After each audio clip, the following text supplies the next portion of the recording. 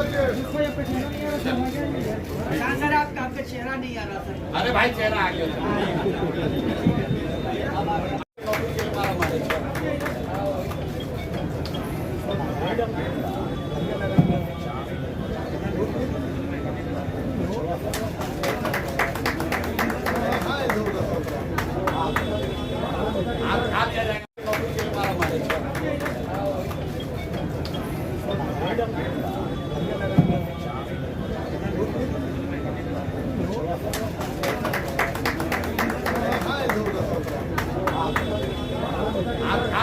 दर्द बयान किया है, ये सब बिहारी का, हर परिवार का, हर बच्चे का, हर माँ का, हर पत्नी का ये दर्द है। हम लोग यही रोजगार चाहते हैं, यही वो नया बिहार चाहते हैं जहाँ यहीं पर रोजगार हो। हम लोग मोदी जी का सड़क और ट्रेन बहुत सुन लिए, अब हम लोग को रोजगार चाहिए। अब ये बात खत्म हुई, इन दोनों साथियों से आगे आपका मुलाकात, आपकी साक्षात्कार होती रहेगी। मैं अनुमति चाहूंगा कि राष्ट्रीय अध्यक्ष जी आज जो दिलीप जायसवाल जी के बारे में, जो व्यक्ति के बारे में नहीं है, भाजपा के राज्य के अध्यक्ष के बारे में जो हम लोग आज प्रेस कॉन्फ्रेंस है उसकी भी शुरुआत की जाए। बहुत बहुत धन्यवाद। दिलीप जायसवाल ने हमारे बच्चा को मार दिया, को देखने का हाथ नहीं दिया, खुशामद किए, कितनों गोर बकरे हमको देखने था लेकिन नहीं दिया। आप माइक पकड़िए, आप बोलिए। उसके बाद भी हमको बहुत अधिक किए, टॉर्चर किए, बहुत किए, मगर हम नहीं हटे। हम यहाँ तक आ चुके हैं। आप लोग का शरण में इसका इंसाफ दीजिए। आप लोग हमारा बच्चा का इंसाफ कीजिए।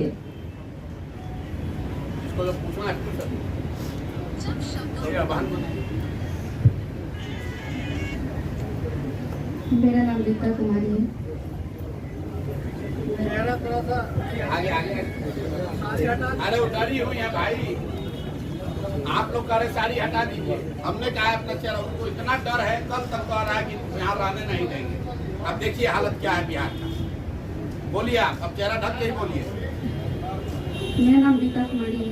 मैं वो हमारा बहन हूँ जो अपने भाई का मरा मुँह तक नहीं देखने दिया गया, इतना टॉर्चर किया गया उसको। बार एनजीओ के गेट पे जाते थे, बार भगा दिया जाता था, बेइज्जत किया जाता, क्रिमिनल की बहन हो, क्रिमिनल की बहन हो बोल के। पूरा ना कोई मीडिया वाले मेरे साथ था, ना कोई नेता मेरे साथ थे, कोई भी मेरे साथ नहीं थे। और मैं अकेले दर के ठोकर सबके पास जा रही थी। सब बोल रहा था कि तुम्हारे भाई को मारेगा नहीं, अपने मेडिकल कॉलेज में इलाज करवा रहा था। उसके बाद मुझे सिर्फ लाश सौंप दिया गया पुलिस द्वारा। मुख्यमंत्री से आप जी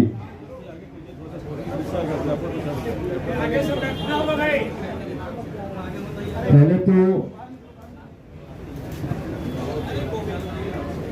आदरणीय प्रशांत जी के विचारों से प्रभावित होकर हम इस नेक विचारधारा की पार्टी से जुड़े हैं। आप सभी के आशीर्वाद से हमें भारत के कई राज्यों में जाकर काम करने का मौका मिला है और वहां बिहारियों को किस हे दृष्टि से देखा जाता है, हमने उस पीड़ा को भी झेला। क्यों? क्योंकि बिहार के लोग वहां जाकर मजदूरी करते हैं। ऐसा नहीं है कि मजदूरी ही करते हैं, बहुत उच्च पदों पर भी बिहारी हैं अपने मेहनत के बदौलत। लेकिन आज से पहले की सरकारें बिहारियों को बाहर जाकर मजदूरी करने पर विवश कर दिया, क्योंकि उचित शिक्षा की व्यवस्था नहीं थी। तो जो इस सिस्टम को बदलने के लिए निकले हैं आदरणीय प्रशांत जी, हम लोग उनके साथ हैं। 4 लाइनों के माध्यम से मैं अपना समर्थन व्यक्त करता हूं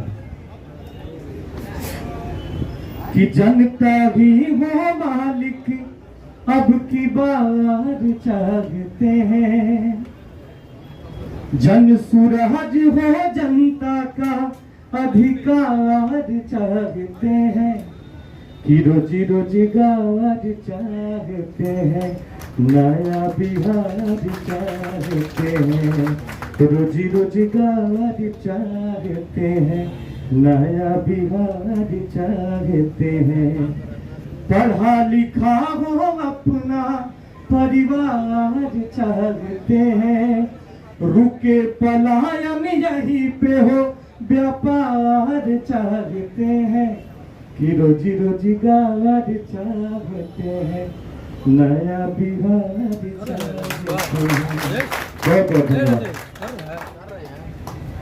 है हम लोग के साथ पूरा प्रशासन है, अपनी ताकत है। दो महिलाएं जो अपना जीवन यापन किसी तरह चला रही हैं, आप समझिए 25 साल से ये लोग लड़ रहा है, कितनी हिम्मत इन्होंने की होगी तो आज यहाँ आए हैं। और आज ये देखिए बिहार की बात हो रही है, इस महिला की हिम्मत नहीं हो रही कि अपने चेहरे से नकाब हटाए। इतना भय है किस आदमी का, जो भाजपा का यहाँ का राज्य का अध्यक्ष है। ऐसे लग रहा है कि कोई क्रिमिनल सिंह की लड़ाई है।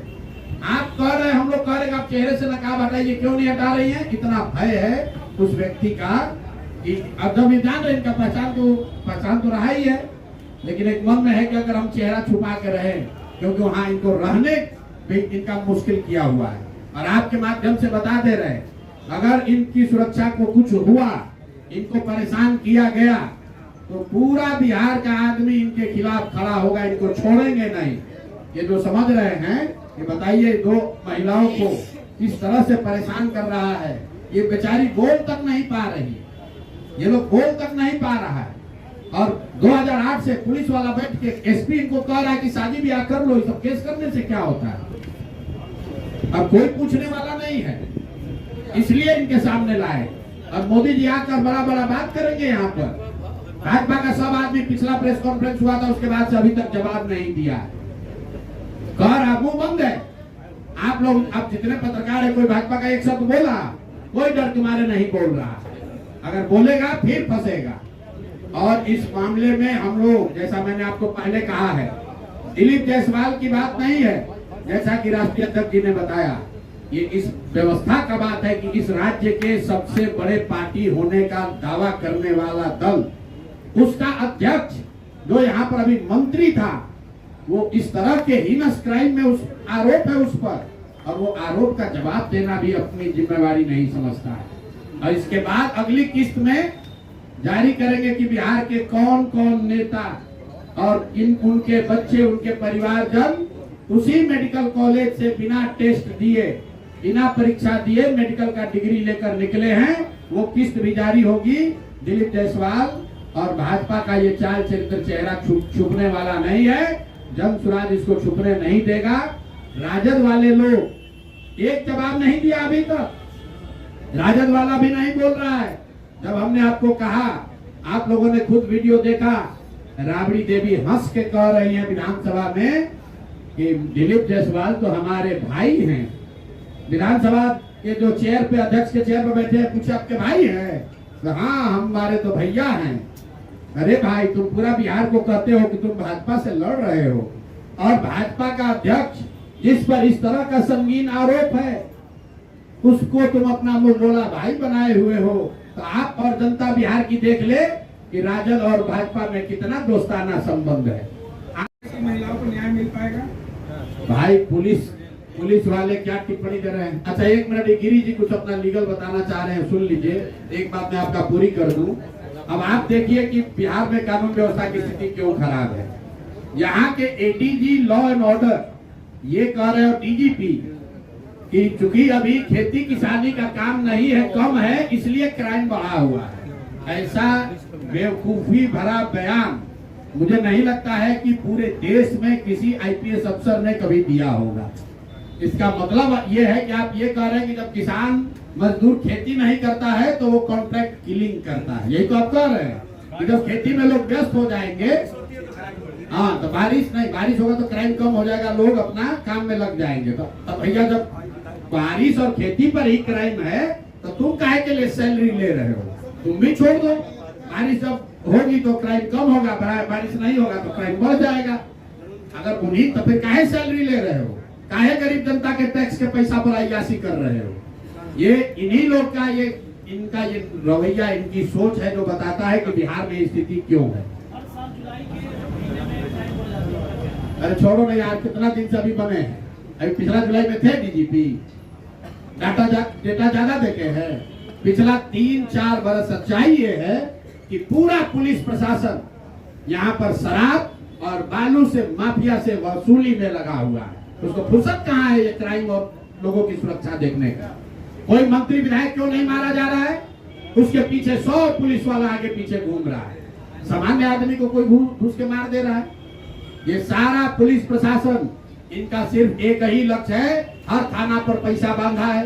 बालू का कितना ट्रक जा रहा है उस पर पैसा लो, कितना शराब पकड़ा है उससे पैसा लो, कितना शराब का माफिया यहाँ काम कर रहा है उससे पैसा लो। पैसा कमाने से फुर्सत होगा तब ना लॉ एंड ऑर्डर देखेगा। जुलाई या जून करने की बात है भाई। क्राइम का जो डेटा है ऑनलाइन उपलब्ध है, उसमें कोई ऐसा मंथली वेरिएशन नहीं है जो ये बता रहे हैं। और अगर मंथली वेरिएशन है भी तो भी कहाँ कहा गया है कि 1 महीना में पुलिस पर कोई दोष नहीं दिया जाएगा जितना भी क्राइम होगा।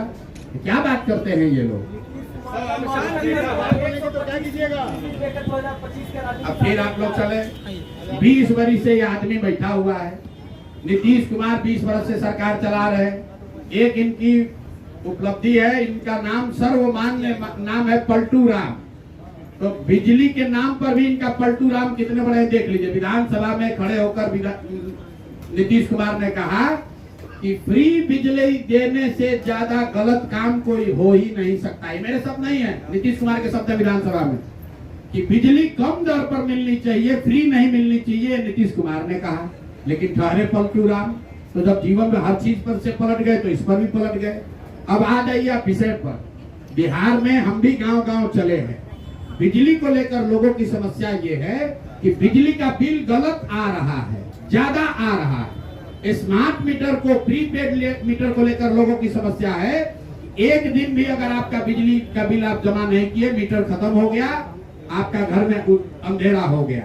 ये नीतीश कुमार ये कर रहे हैं कि पहले तो कभी फ्री बिजली दिए नहीं, और अभी चुनाव के 1 महीना पहले 125 यूनिट आपको बिजली देंगे, और जो 125 यूनिट से ज्यादा कंज्यूम करेगा उसको बिजली का ज्यादा दर देना पड़ेगा। एक बात इसका कैच समझ लीजिए, ऐसा नहीं है कि सबको 125 यूनिट फ्री है। जो 125 यूनिट तक खर्चा करेगा उसी को फ्री है। तो 80% आदमी 125 यूनिट से ज्यादा खर्च करेगा। तो अगर वो बिजली का दर 2 रुपए था तो बढ़ के हो जाएगा 3 रुपया। और जो कुछ लोग हैं जो 125 जिनको फ्री मिलेगा, उनको स्मार्ट मीटर है, वो बेचारा अपना रिचार्ज नहीं करा पाएगा, तो उसको मिलेगा कैसे? इसका कोई फायदा नहीं है। ये लॉलीपॉप दिखाने से कुछ नहीं होगा। अब कोई मानने वाला नहीं है। नीतीश कुमार का कहानी हो गया है खत्म। 60,000 बिहार में पुलिस बल है, जिसमें 30,000 महिला है, और उसमें भी 18,000 जो पुलिस है उन नेताओं की सुरक्षा में, तो कहीं न कहीं 12,000 परिवार की ओर से दोनों साथियों का, जेपी सिंह साहब का और रितेश पांडे जी का हृदय से हम लोग धन्यवाद कर रहे हैं। जेपी सिंह जी के बारे में आपको जो बताया गया उसमें 1-2 बात मैं ऐड करना चाहूँगा, फिर वो अपना परिचय देंगे। जन सुराज में हम लोग जो सबसे ज्यादा जिस बात को महत्व देते हैं कि वो लोग जिन्होंने इसी बिहार की व्यवस्था से लड़कर अपने जीवन में कुछ हासिल किया है, उनको हम लोग सबसे ज्यादा उनका सम्मान करते हैं। जेपी सिंह जी एकमा के सरकारी विद्यालय में पढ़े हैं और बता रहे थे कि मैट्रिक तक छपरा भी भैया हम लोग कभी नहीं आए थे। फिर पटना कॉलेज आए और आर्थिक स्थिति परिवार की ऐसी थी कि आगे पढ़ने की भी व्यवस्था नहीं थी, तो इन्होंने सेना में नौकरी की। सेना में नौकरी करके उसके बाद एयरपोर्ट अथॉरिटी में नौकरी की और फिर आईपीएस में 59th रैंक इंडिया में इनका रहा है। ये ध्यान रखिए, ये बिहार के लड़कों की ताकत है। 59th ऑल इंडिया रैंक इनका है और अभी सर्विंग एडीजी हैं। बिहार के एडीजी लोग का हालत देख लीजिए। लोग बता रहे हैं, बिहार का एडीजी बता रहा है कि किसान लोग छुट्टी पर है इसलिए क्राइम हो रहा है। ये हिमाचल प्रदेश के one of the most distinguished IPS अफसर हैं, लेकिन हम लोग के लिए सबसे बढ़कर बिहार के वो बेटे हैं जो हिमाचल में बहुत इन्होंने नाम कमाया है। 2 जगह वहाँ रेंज आईजी रहे हैं, वहाँ पर 3 जिलों के एसपी रहे हैं और अपना परिचय ये और देंगे कि ये क्यों जनसुराज से जुड़े हैं। तो मैं इनका फिर से एक बहुत बड़े परिवार की ओर से इनका स्वागत, इनका अभिनंदन और आप सबसे गुजारिश कि आप लोग इनकी मदद भी कीजिए और इनके अनुभव का लाभ जनसुराज को और आने वाले समय में बिहार को मिलेगा। और आज से बढ़िया कोई दिन नहीं हो सकता था, क्योंकि पिछले 5-7 दिन में हम लोग देख रहे हैं कि क्राइम की हालत बिहार में क्या हो रही है और किस तरह पुलिस अफसर यहाँ पर लोगों को बेवकूफ बना रहे हैं। दूसरे हमारे साथी हैं रितेश पांडे जी। हम ज्यादा पिक्चर नहीं देखते हैं, गाना होना भी कम ही सुनते हैं, लेकिन इतना हम जानते हैं कि भोजपुरी में सबसे ज्यादा एक गाना अगर कोई सुना गया है तो रितेश पांडे जी का गाना है हेलो। क्या नाम है गाने का? हेलो कौन? देखिए आप लोग बता रहे हैं 110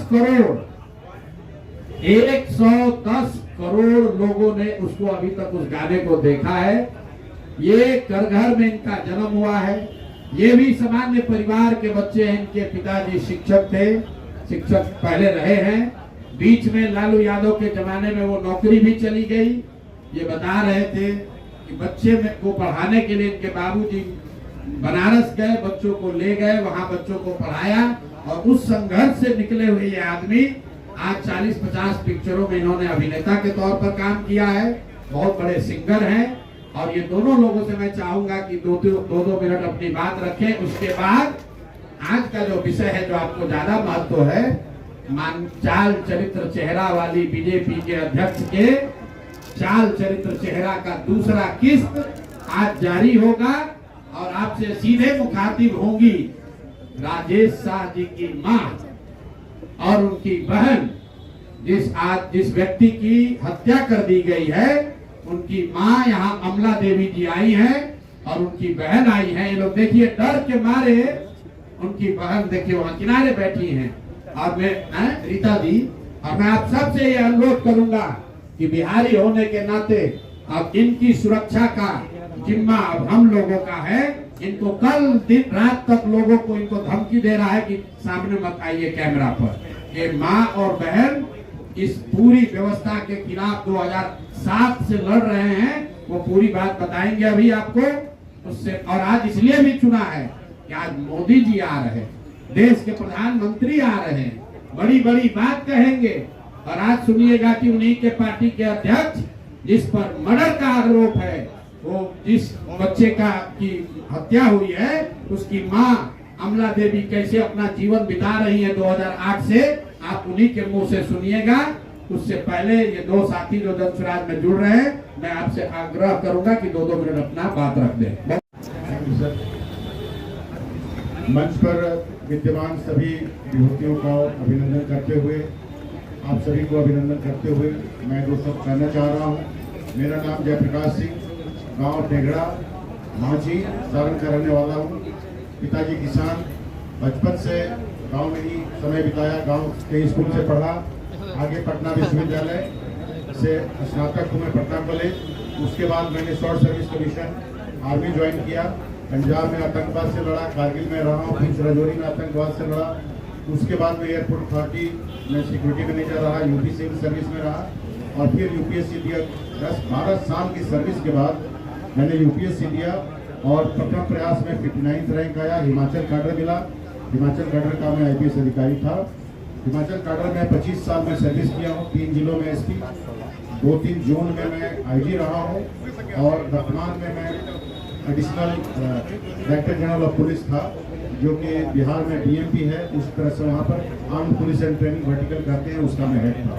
भारत सरकार में मैं लखनऊ में रीजनल पासपोर्ट अफसर रहा हूँ और केंद्र सरकार में उस समय मंत्री थे जनरल वीके सिंह, उनका निजी सचिव रहा हूँ, स्किल डेवलपमेंट में डायरेक्टर रहा हूँ और इस तरह से अनेक भारत सरकार में भी 6-8 मंत्रालयों में मुझे काम करने का अनुभव है। इन सर्विस कोर्सेज मैंने ऑस्ट्रेलिया से लेकर IIM लखनऊ से लेकर और कैम्ब्रिज में किया है। तो तमाम शिक्षा के क्षेत्र में भी हमारे हमको अनुभव होता रहा बेहतरी का। जहाँ तक स्वराज की बात है, जैसे ही इस अभियान का शुरुआत प्रशांत किशोर जी ने किया, मैं उसी समय से मैं फॉलो करने लगा और अभियान जैसे जैसे बढ़ने लगा मुझे महसूस होने लगा कि संभवतः यह एक युगांतकारी घटना है और बिहार में एक नई शुरुआत हो रही है। मैं राजनीतिक शास्त्र का विद्यार्थी रहा हूँ, मुझे महसूस होने लगा कि संभवतः ये महात्मा गांधी के दांडी मार्च जैसा है। चले थे गांधी जी कुछ लोगों के साथ, धीरे धीरे कारवां बनता गया और बाद में ये बहुत बड़ा आंदोलन खड़ा हो गया। तो इस तरह से चंपारण से आपने अपनी शुरुआत की थी और जिस तरह से बिहार को विकसित करने का स्वप्न लेकर आप आगे बढ़े थे, हम लोगों को लगता था, हमारे जैसे अनेक IAS IPS जो बिहार के हैं, जो संघर्षों से आगे बढ़े हैं, उनको लगता है कि हम लोग तो यहाँ से आगे बढ़ के निकल गए लेकिन हमारा प्रदेश पीछे छूट गया। वो दर्द मुझे भी था और मैंने महसूस किया कि चंपारण की धरती से, गांधी जी की धरती से आपने जिस अभियान की शुरुआत किया है और अपनी कंफर्ट जोन से निकलकर, आप भी गांव से निकले हैं और आप UN तक का आपका एक्सपोजर है, आपने अनेक लोगों को मुख्यमंत्री बनाने से लेकर प्रधानमंत्री बनाने में कंधा लगाया है। तो ऐसा विजन और अनुभव का आदमी, ऐसा साधन संपन्न आदमी अगर कंफर्ट जोन से निकलकर जाड़ा गर्मी और बरसात में गांव में पैदल घूम रहा है तो जरूर उसके मन में बिहार के लिए भयंकर पीड़ा है। यही पीड़ा मैं भी महसूस करने लगा और मुझे लगा कि मैं भी सारण का रहने वाला हूँ। मेरे पूर्वजों ने मेरा नाम जयप्रकाश रखा है। जयप्रकाश का अर्थ ही होता है त्याग और बलिदान। मुझे लगा कि ये बिहार के लिए ये नई व्यवस्था उदय हो रही है और इसलिए मुझे भी अपने शेयर का सेक्रीफाइस करना चाहिए। इसलिए मैंने फैसला किया कि इस मोड़ पर हम आकर हम नौकरी से त्याग पत्र दें और अपनी मातृभूमि के लिए, अपनी मिट्टी के लिए हम जो कुछ भी कर सकते हैं, प्रशांत जी का हाथ मजबूत करना है। और इसलिए सब कुछ मैं छोड़कर, आप समझ सकते हैं आज के समय में छोटी छोटी नौकरियों को पाना कितना मुश्किल है। ऐसे में ये कठिन फैसला था लेकिन मुझे लगा कि यही मुझे अपने नाम को सार्थक करने का समय है और अपने मिट्टी का कर्ज चुकाने का समय है। अब आगे से हम पूरी तरह से बिहार के लिए ही काम करेंगे और इस विजन के साथ पूरी तन्मयता से, तन मन धन और मन वाणी और कर्म से हम पूरी तरह से संकल्प लेकर अपने को समर्पित कर दिया हूं। और आज से मैं ये ज्वाइन किया हूं। मुझे इस बात की खुशी है, गर्व है कि मुझे इस विजन के साथ ज्वाइन करने का मौका प्रशांत जी ने दिया है और जो सीनियर अधिकारियों ने दिया है।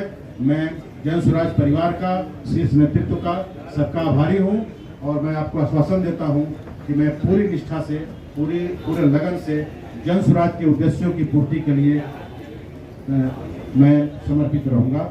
आप सभी का बहुत बहुत धन्यवाद। JP सिंह साहब का और रितेश पांडे जी का हृदय से हम लोग धन्यवाद कर रहे हैं। JP सिंह जी के बारे में आपको जो बताया गया उसमें एक दो बात मैं ऐड करना चाहूँगा, फिर वो अपना परिचय देंगे। जन स्वराज में हम लोग जो सबसे ज्यादा जिस बात को महत्व देते हैं कि वो लोग जिन्होंने इसी बिहार की व्यवस्था से लड़कर अपने जीवन में कुछ हासिल किया है, उनको हम लोग सबसे ज्यादा उनका सम्मान करते हैं। JP सिंह जी एकमा के सरकारी विद्यालय में पढ़े हैं और बता रहे थे कि मैट्रिक तक छपरा भी भैया हम लोग कभी नहीं आए थे। फिर पटना कॉलेज आए और आर्थिक स्थिति परिवार की ऐसी थी कि आगे पढ़ने की भी व्यवस्था नहीं थी, तो इन्होंने सेना में नौकरी की। सेना में नौकरी करके उसके बाद एयरपोर्ट अथॉरिटी में नौकरी की और फिर IPS में 59th रैंक इंडिया में इनका रहा है। ये ध्यान रखिए, ये बिहार के लड़कों की ताकत है। 59th ऑल इंडिया रैंक इनका है और अभी सर्विंग ADG हैं। बिहार के ADG लोग का हालत देख लीजिए। लोग बता रहे हैं, बिहार का ADG बता रहा है कि किसान लोग छुट्टी पर है इसलिए क्राइम हो रहा है। ये हिमाचल प्रदेश के one of the most distinguished IPS अफसर हैं, लेकिन हम लोग के लिए सबसे बढ़कर बिहार के वो बेटे हैं जो हिमाचल में बहुत इन्होंने नाम कमाया है। 2 जगह वहाँ रेंज IG रहे हैं, वहाँ पर 3 जिलों के SP रहे हैं और अपना परिचय ये और देंगे कि ये क्यों जन स्वराज से जुड़े हैं। तो मैं इनका फिर से एक बहुत बड़े परिवार की ओर से इनका स्वागत, इनका अभिनंदन और आप सबसे गुजारिश कि आप लोग इनकी मदद भी कीजिए और इनके अनुभव का लाभ जन स्वराज को और आने वाले समय में बिहार को मिलेगा। और आज से बढ़िया कोई दिन नहीं हो सकता था, क्योंकि पिछले 5-7 दिन में हम लोग देख रहे हैं कि क्राइम की हालत बिहार में क्या हो रही है और किस तरह पुलिस अफसर यहाँ पर लोगों को बेवकूफ बना रहे हैं। दूसरे हमारे साथी हैं रितेश पांडे जी। हम ज्यादा पिक्चर नहीं देखते हैं, गाना वाना भी कम ही सुनते हैं, लेकिन इतना हम जानते हैं कि भोजपुरी में सबसे ज्यादा एक गाना अगर कोई सुना गया है तो रितेश पांडे जी का गाना है हेलो। क्या नाम है गाने का? हेलो कौन? देखिए आप लोग बता रहे हैं 110 करोड़ लोगों ने उसको अभी तक उस गाने को देखा है। ये घर में इनका जन्म हुआ है, ये भी सामान्य परिवार के बच्चे हैं। इनके पिताजी शिक्षक थे, शिक्षक पहले रहे हैं, बीच में लालू यादव के जमाने में वो नौकरी भी चली गई। ये बता रहे थे कि बच्चे को पढ़ाने के लिए इनके बाबूजी बनारस गए, बच्चों को ले गए, वहां बच्चों को पढ़ाया और उस संघर्ष से निकले हुए ये आदमी आज 40-50 पिक्चरों में इन्होंने अभिनेता के तौर पर काम किया है, बहुत बड़े सिंगर हैं। और ये दोनों लोगों से मैं चाहूंगा कि 2-2 मिनट अपनी बात रखें। उसके बाद आज का जो विषय है, जो आपको ज्यादा महत्व है, चाल चरित्र चेहरा वाली बीजेपी के अध्यक्ष के चाल चरित्र चेहरा का दूसरा किस्त आज जारी होगा और आपसे सीधे मुखातिब होंगी राजेश शाह जी की मां और उनकी बहन। जिस व्यक्ति की हत्या कर दी गई है, उनकी मां यहाँ अमला देवी जी आई हैं और उनकी बहन आई है। ये लोग देखिए डर के मारे, उनकी बहन देखिए वहां किनारे बैठी हैं। और मैं रीता जी, और मैं आप सबसे ये अनुरोध करूंगा कि बिहारी होने के नाते अब इनकी सुरक्षा का जिम्मा अब हम लोगों का है। इनको कल दिन रात तक लोगों को इनको धमकी दे रहा है कि सामने मत आइए कैमरा पर। ये माँ और बहन इस पूरी व्यवस्था के खिलाफ 2007 से लड़ रहे हैं, वो पूरी बात बताएंगे अभी आपको उससे। और आज इसलिए भी चुना है कि आज मोदी जी आ रहे हैं, देश के प्रधानमंत्री आ रहे हैं, बड़ी बड़ी बात कहेंगे। और आज सुनिएगा कि उन्हीं के पार्टी के अध्यक्ष जिस पर मर्डर का आरोप है, वो जिस बच्चे की हत्या हुई है, उसकी मां अमला देवी कैसे अपना जीवन बिता रही है 2008 से, आप उन्हीं के मुंह से सुनिएगा। उससे पहले ये 2 साथी जो जनसुराज में जुड़ रहे हैं, मैं आपसे आग्रह करूंगा कि 2-2 मिनट अपना बात रख दें।